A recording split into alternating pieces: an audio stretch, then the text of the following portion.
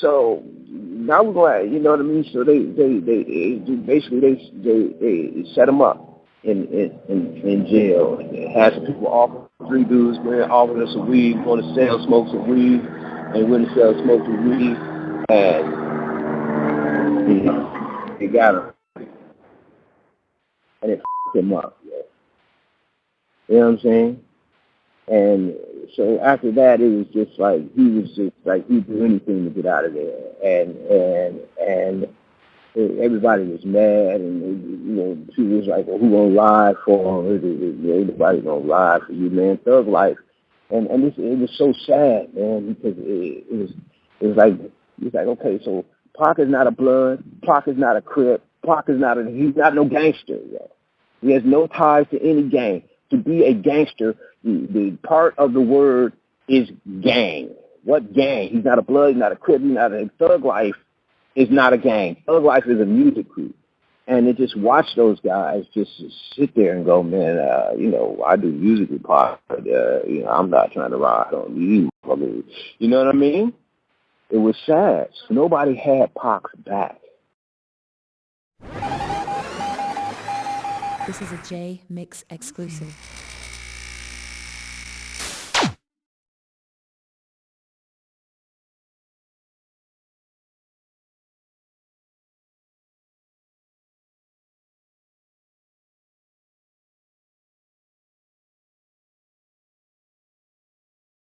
And he was just trying to get people to ride, trying to get people to do that, and he was just so fucked up, yo. And the record label was just like, man, he got beef with some real gangsters, so he needs somebody to have that. So, Suge got the Bloods, over there, his back. So let's go on Death Row over there with Suge, and at least he has some people that'll really ride for him, because Thug Life ain't gonna ride for him. You know what I'm saying? So, since Suge put up $750,000, Interscope put up $750,000. His bail was $1.5 million. They bailed him out. He signed everything over to Death Row, and he went out and just went so. I mean, he was so fucking happy to actually have some motherfuckers that would really ride for him. And he just was down. He was down. He was a gangster. He was ready to do whatever, yo. He was ready. He was doing all the things that I said that he wasn't doing. That we was Hootie and the Blowfish. He was Hootie and the Blowfish, no motherfucking mo. You know what I mean? And you can see, prime example. He got killed, not by Biggie.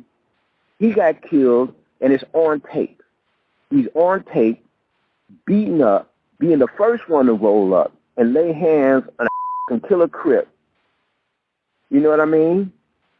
On tape in Vegas, because they had snatched some Death Row chains from some Bloods when they outnumbered some Crips in the Ball Hill Crenshaw Plaza Mall. They had snatched some chains from them. So they seen him there in Vegas. They said, oh, there he is, and the dudes who snatched the chain. So he ran up on him, and Pac's the first one to ride on him and to take flight on him and start punching him because he was a G. He was ready to put in work. At age 25, he got down with gangbanging. So I say that most of the time I knew him, most of the time he was putting out records, he wasn't a gangster. But once that shit happened to him, once he got shot, once he got fucked up in prison, once he came out, all that, he was a G. He was the first to ride. He was putting it down. And that's why when he did all that stuff on Death Row, all that stuff was coming from the perspective of a fresh, new recruit to gang banging. You know what I mean? So that's to me, I mean, I don't know how much realer I can get about the misconceptions and the reality of what happened with Tupac Shakur. But I love that man, yo, because he believed in me, and he let me do his music, and he told everybody I was in charge of his music, and I did so much of his music, and I made so much money throughout the year. Man, it's been ridiculous for me, the money, but the money, this shit don't really even compare. I would rather be broke as and still doing music with Pac today, and Stretch today, and Yacht, and Sight, and you know what I mean? All them dudes in Thug Life, you know what I mean? We've had our falling out. Basically, it's because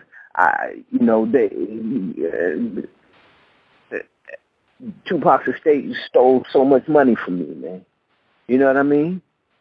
And it made me bitter, and it hurt me.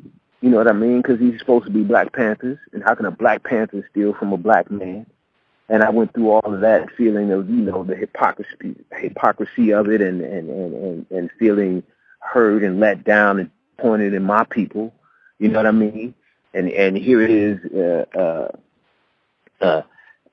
The people who's supposed to be ripping you off, Jimmy Iovine, David Cohen, and the Jewish people, they was good to me. They had my back. They's the reason I got paid. They stood up for me when these guys were just trying to steal, because they're just like, we know Duane was sitting there doing all that music. You know what I mean? And there were times they didn't even want to talk to Pac or Stretch and none of those guys. They would talk to me and let me talk to them. You know what I'm saying? So the whole thing was real painful, man. But if there's things that was misconceived about Pac, the misconceptions of Pac is that, no, the whole time he was rapping a lot of that gangster stuff, he was not a gangster. You know what I mean? But once he came out of prison and got on death row, he was a hardcore recruit.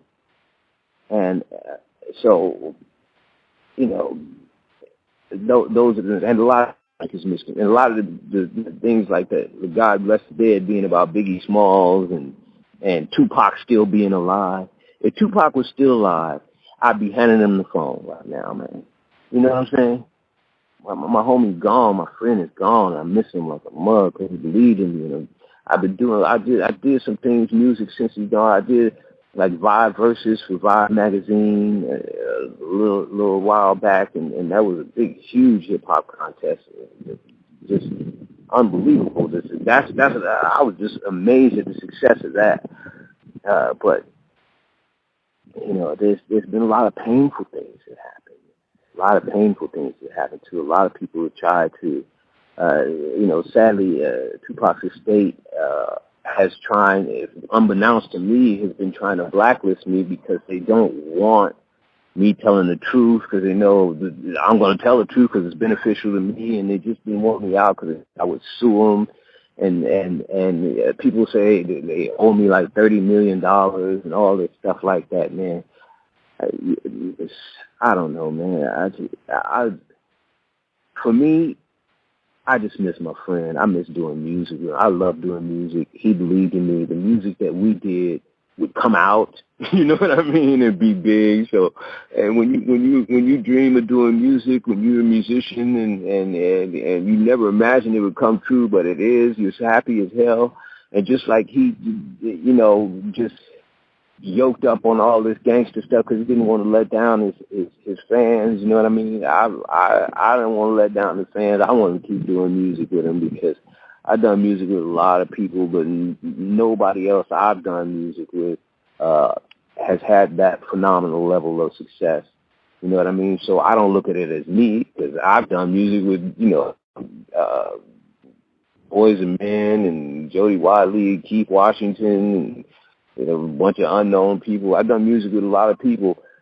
None of them got anywhere near where Pac did. You know what I mean? So I look at it as all Pac and not me, because I was lucky, blessed enough to be at the right place at the right time to be able to work with that brother, and because that brother believed in me as a record producer, good things happened for me and my music. But it's all on him. You know what I mean? It's all because of who he was and the magic of the things he said and the greatness of his ability to rap. You know what I mean?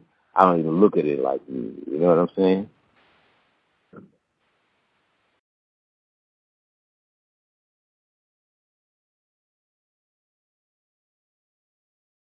This is a Jmix exclusive.